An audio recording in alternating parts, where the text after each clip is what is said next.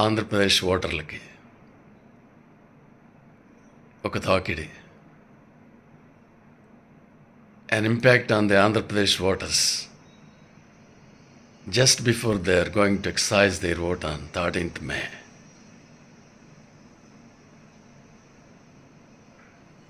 మీకు నా విన్నపం రూపంలో ఒక తాకిడి. మాజీ ముఖ్యమంత్రి గారు 2019లో నాకు ఒక్క అవకాశం ఇవ్వండి అని బతిమలాడుకొని సానుభూతితో అధికారంలోకి వచ్చారు.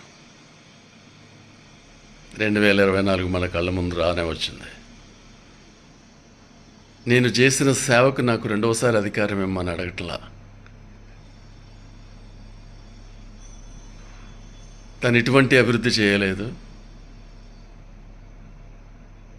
ఇటువంటి గొప్ప విధానాలు ఆచరించలేదు, న్యాయమైన పరిపాలన ఇవ్వలేదని తన మీద, తన ఎమ్మెల్యేల మీద సర్వేల్లో మొత్తం వ్యతిరేకతనే కొని తెచ్చుకున్నాడు. మేము సేవ చేసాము, మమ్మల్ని మళ్ళీ ఎన్నుకోండి అంటే ఎమ్మెల్యేలు ఎన్నుకునే పరిస్థితి లేదు, ముఖ్యమంత్రిని ఎన్నుకునే పరిస్థితి లేదు. నేడు కుల సమీకరణాలు, ఈక్వేషన్స్ అనే దాన్ని ఒక ట్రిక్ ప్లే చేసి రెండవసారి గెలిచే ప్రయత్నం చేస్తున్నాడు. ఛాన్స్ ట్రిక్ అయిపోయింది, ఒక ఛాన్స్ ట్రిక్. ఇప్పుడు రెండవ ట్రిక్. ఇది ఆంధ్రప్రదేశ్ ప్రజలు, ఓటర్లు గమనించారు, గుర్తించారు. రెండవ ఛాన్స్ మీకు ఇవ్వటానికి సిద్ధంగా లేరు. మీరు సేవ చేయలేదు కనుక.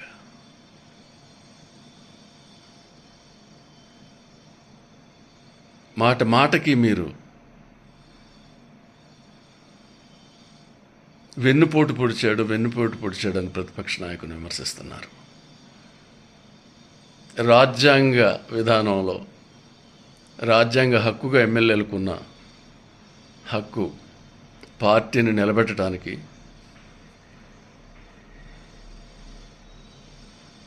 పార్టీ నాయకుడిగా, లెజిస్లేటివ్ పార్టీ నాయకుడిగా ఎవరినైనా వెన్నుకోవచ్చు. దాన్ని మీరు వెన్నుపోటు అని ప్రతిపక్ష నాయకుడిగా సంబోధించారు. మరి మీ తల్లిపోటు ఏమిటి మాజీ ముఖ్యమంత్రి గారు?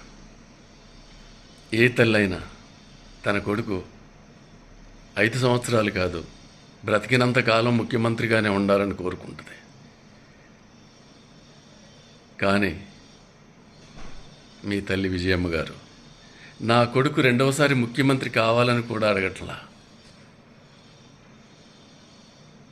మీకు అందనంత దూరానికి వెళ్ళిపోయింది.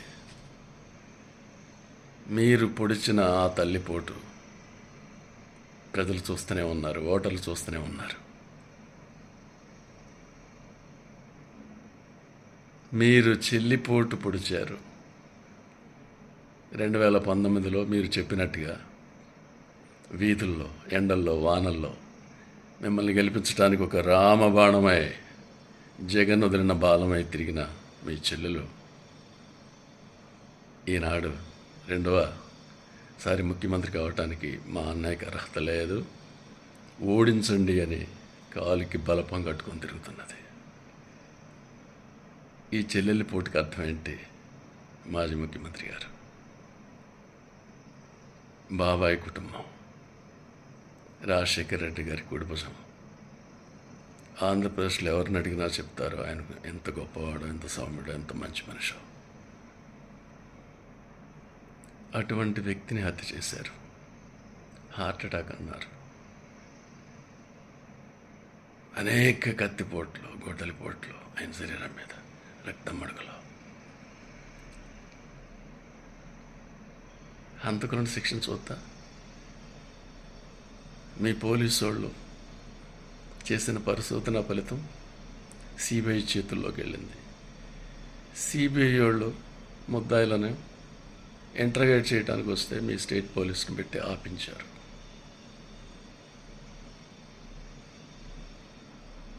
మీడియాలో అందరూ ప్రత్యక్షంగా చూశారు. ముద్దాయిని రక్షిస్తారా? అది మీ బాబాయి చంపిన హంతకులను రక్షిస్తారా? వాళ్ళు హంతకులు కాకపోతే చట్టం పని తాను వెళ్ళుద్ది. నిజం బయటకు వస్తుంది. ఆ చట్టం పని చేసుకోకుండా, ఆ పోలీసుల పరిశోధన సాగకుండా, ఆ సిబిఐ పరిశోధన సాగకుండా మీ పదవిని దుర్వినియోగం చేసి ముద్దాయిలను కాపాడే ప్రయత్నం చేసినట్టుగా ప్రజలు భావిస్తున్నారు, ఓటర్లు భావిస్తున్నారు. మీరు ప్రమాణ స్వీకారం చేసినప్పుడు I discharge my duties without fear faithfully into my conscientiously as for law established. ఆ ప్రమాణలోని పటిష్టతకు, ఆ పవిత్రతకు మీరు భంగం కలిగించారు. చట్టబద్ధమైనటువంటి పోలీసు పరిశోధన సాగనివ్వాల, సిబిఐ పరిశోధన సాగనివ్వాల. మీ అధికారాన్ని అడ్డుపెట్టి కాపాడారు. ఇది న్యాయమా? ఇది ధర్మమా? ఇది చట్టసమ్మతమా? కాదు, కాదు, కాదు. అందుకు మీరు రెండవసారి ముఖ్యమంత్రిగా అర్హులా?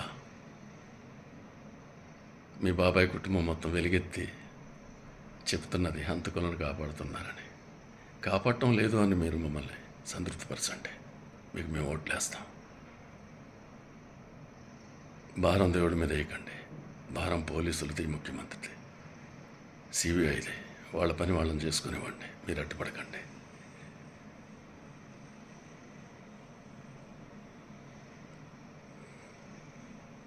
మీ పార్టీ నుంచి గెలిచిన ఎంపీ రఘురామకృష్ణరాజు గారు 2019 ఆయన గెలవాలని కోరుకున్నాం.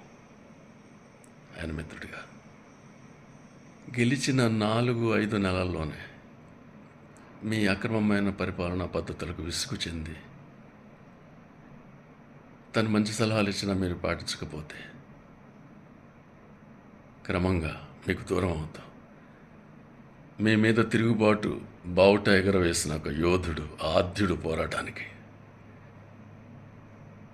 అయినా మీరు గుర్తించలా. ఆ తర్వాత రాజకీయ ప్రతిపక్ష పార్టీలన్నీ అదే పోరాటాన్ని సాగించాయి. మీరు మీ పార్టీ అధికారంలో ఉండకూడదని. రేపు బారులు తీరి ప్రజలు కూడా మీలాంటి వారు అధికారంలో ఉండకూడదని వైఎస్ఆర్సీపీ పార్టీని ఓడించడానికి సిద్ధంగా ఉన్నారు.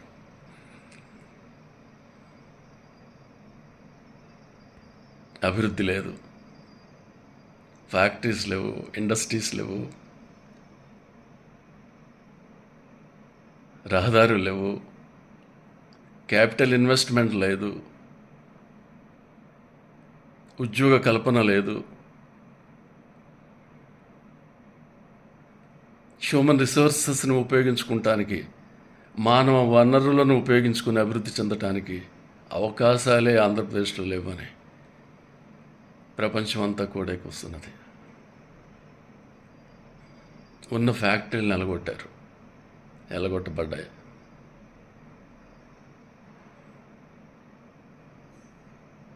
ఏమి చూసి మీకు ఓటేస్తారు ముఖ్యమంత్రి గారు? మాజీ మిమ్మల్ని ఓడగొట్టడానికి సిద్ధంగా ఉన్నారు. ఆంధ్రప్రదేశ్ ముఖ్యమంత్రిగా మీరు పరిపాలించాలి, కానీ మీ అధికారాన్ని పగ కోసం దుర్వినియోగం చేసినారు. రఘురామకృష్ణరాజు గారి నుంచి చంద్రబాబు నాయుడు దాకా మధ్యలో వందల మందిని, వేల మందిని జైళ్ళకి పంపించారు, పోలీసులతో కొట్టించారు. అన్యాయం, అక్రమం, దుర్మార్గం. ఈ కారణాలతో ఓటర్లంతా మిమ్మల్ని ఇంటికి పంపడానికి, సాగనంపడానికి, బాయ్ బాయ్ జగన్ అంటానికి సిద్ధంగా ఉన్నారు. మీ వెన్నెముక లాంటి పోలీస్ వ్యవస్థ విరిగిపోయింది బదిలీ వేటులతో. ఎలక్షన్ కమిషన్స్ సక్రమంగా ఎలక్షన్స్ నడిపే భాగ్యాన్ని ప్రజలకు ఇచ్చింది. ఓటర్లు బారులు తీరి ఓట్లు వేస్తారు, మిమ్మల్ని ఓడిస్తారు. Bye bye bye bye Jagan.